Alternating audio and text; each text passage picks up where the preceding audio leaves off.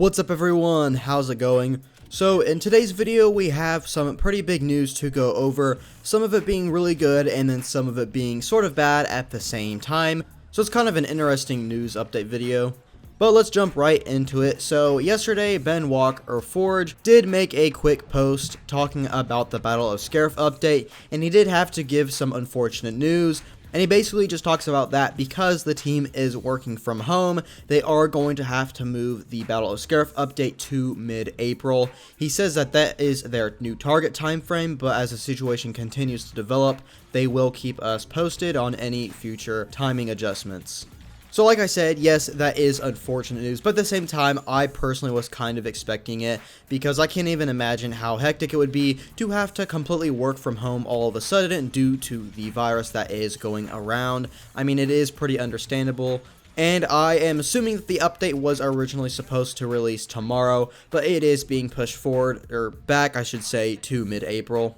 But like I said, I am a bit upset about this, but at the same time, it is pretty understandable considering the situation that is happening.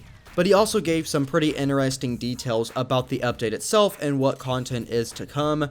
So we do know, of course, that Capital Supremacy is coming for the Age of Rebellion, and he does add on to say that it will feature a number of different locations. So I'm going to assume 3, 4, or maybe even 5 at launch would be really cool to see. I'm not really too sure on how much he's talking about, but that's something we'll have to wait on. But of course, the major thing about this update is the Battle of Scarif, and that is that the planet Scarif is coming to Capital Supremacy. And then more than likely, it will also show up for the smaller modes like Heroes versus Villains, Hero Showdown, and maybe even co-op and instant action if we're lucky. He also adds to say that they do have some updates for instant action, including the addition of the Age of Rebellion, as well as a new way to play offline.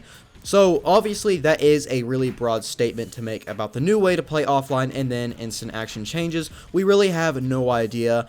But personally, if I were to guess, I would assume that we will be getting more customization options for instant action, even more maps for it, including the Scarif.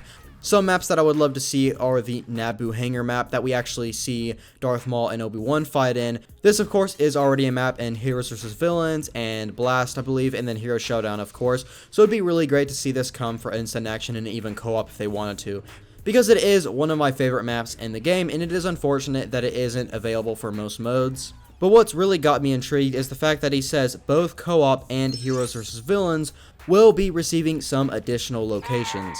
And honestly, I really can't think of any extra locations for Heroes vs. Villains that they could add. I'm sure there's something in the game that I'm just missing. I do know that the sunset on Crate has been in the game files for a very long time now and is basically completely finished. And if I'm correct, it's been finished for over a year by now, and so it's just been sitting in the files. And so I'm betting that it is this map. Now, whether it's going to be on the outside like it originally was planned in the flat area, or if they're going to move it into the inside. I hope they don't do that because having it on the outside would be absolutely amazing, especially if they add it for Hero Showdown. That'd be really cool. But other than the crate, I can't really think of what additional locations, because that is plural, that will be coming for this mode. So if you guys know anything, just go ahead and comment down below, because I'm sure, like I said, I'm missing out on something. I just forget.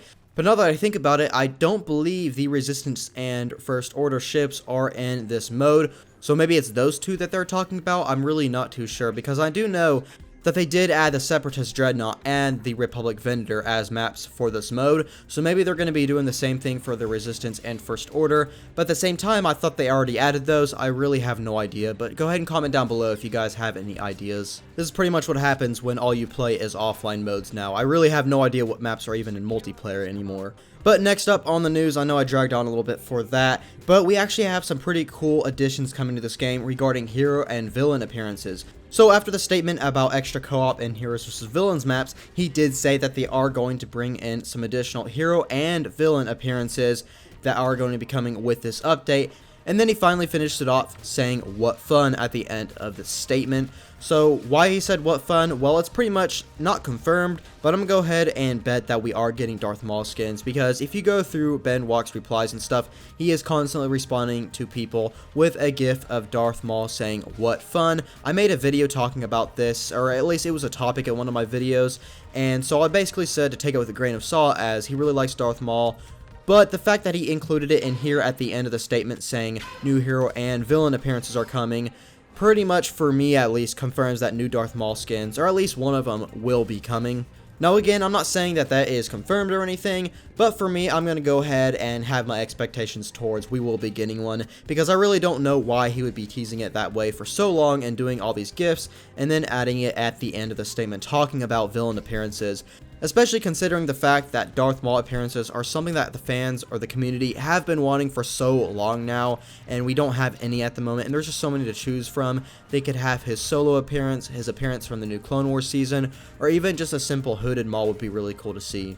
But yeah, let me know in the comments down below what you guys think. Do you guys think that Maul skins are for sure coming, or at least a 90% chance? Or do you think he's just trolling us? Again, I don't think he's ever done that in the past, so I really don't see why he would do it now. And then finally, at the end of this quick note, he does remind everyone that they have enabled double XP, and then towards the end of the month, from March 27th to the 29th, they are going to bump it up to triple XP, which is a nice touch, especially because so many people are quarantined into their house. They really have nothing else to do. And also, I've been playing a lot of Starfighter Assault lately and trying to level them up as much as possible, so having double and even triple XP is a surprise to be sure, but always a welcome one. But yeah, that is pretty much it for today's news. We got a bit of extra information regarding the Scarif update. One quick thing is that the CT will not be coming out anytime soon. It is going to be coming out sometime around the new release date for this update, so don't expect anything to come out within the next week or so. I would expect maybe 3 weeks from today.